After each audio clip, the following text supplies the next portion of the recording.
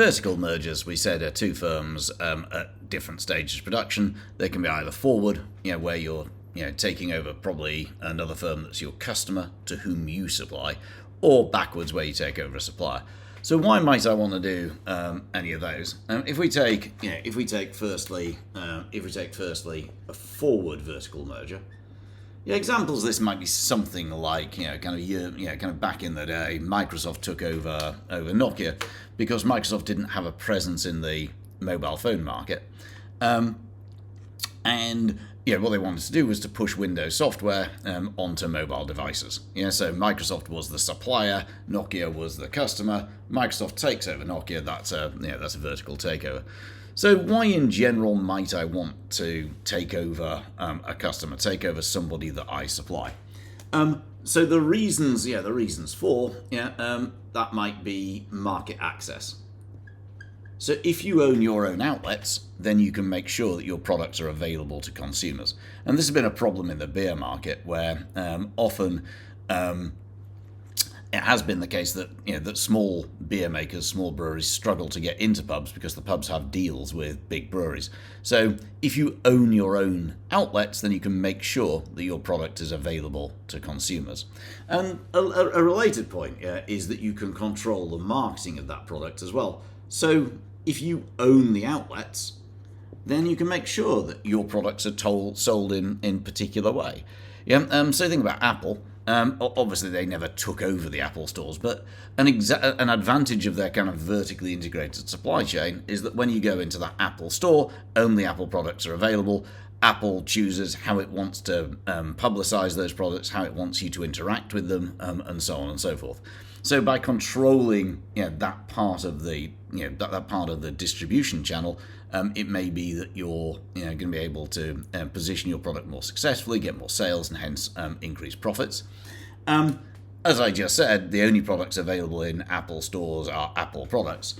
So another reason for controlling your outlet is that you can block competitors. So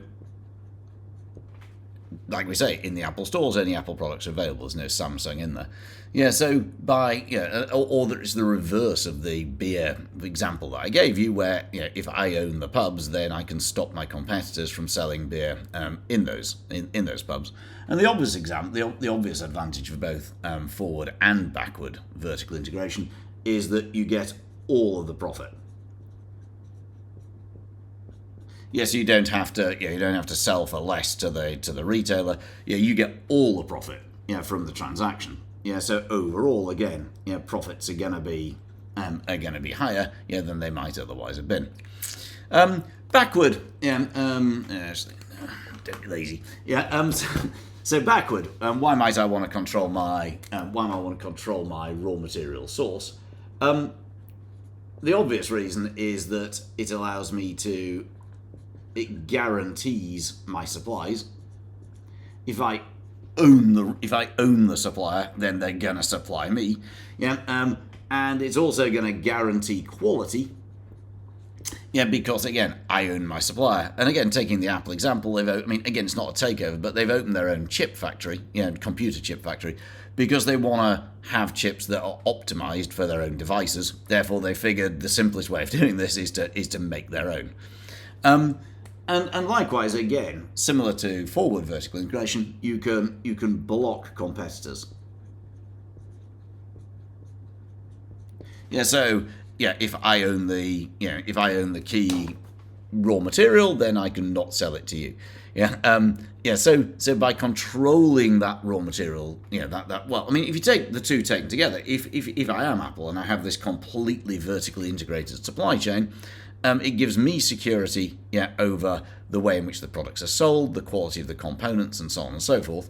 And I can block other firms from being able to either sell in my outlets or get my raw materials.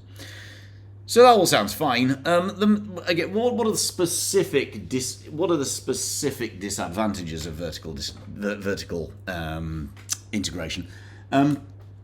One is, again, there's the risk of diseconomies of scale. You just got too big, and it's particularly likely in this case because of a kind of lack of expertise. You may know how to do your business in your area.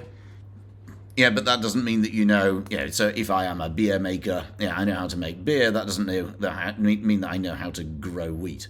So there is a risk, that if you're not. I mean, obviously this is fairly easy to avoid by not taking too much control. But there is a danger that you're running something that you don't understand, and at that point, costs might get out of control. As I say, more of the disadvantages of mergers we'll do in a bespoke, a separate video. But that's vertical mergers.